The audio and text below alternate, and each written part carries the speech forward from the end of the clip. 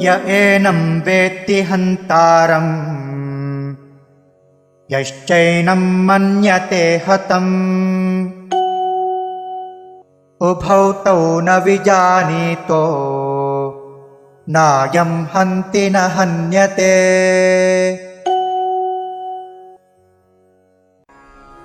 यः एनं वेत्ति हन्तारम् यः च एनं मन्यते हतम् उभौ तौ न विजानीतः न अयं हन्ति न हन्यते।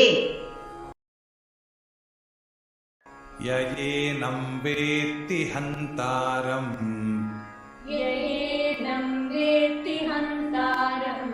यश्चैनं मन्यते हतम् उभौ तौ न विजानीतो नायं हन्ति न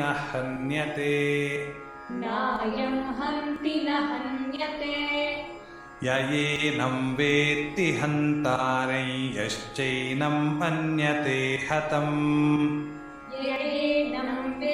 हन्तारं यश्चैनं मन्यते हतम् उभौ तौ न विजानीतो नायं हन्ति न हन्यते।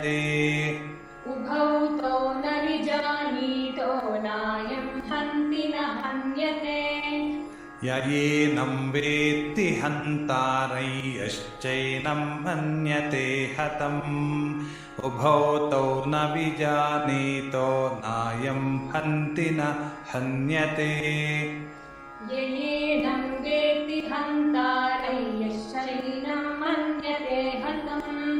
उभौ तौ न विजानीतो नायं हन्ति न हन्यते।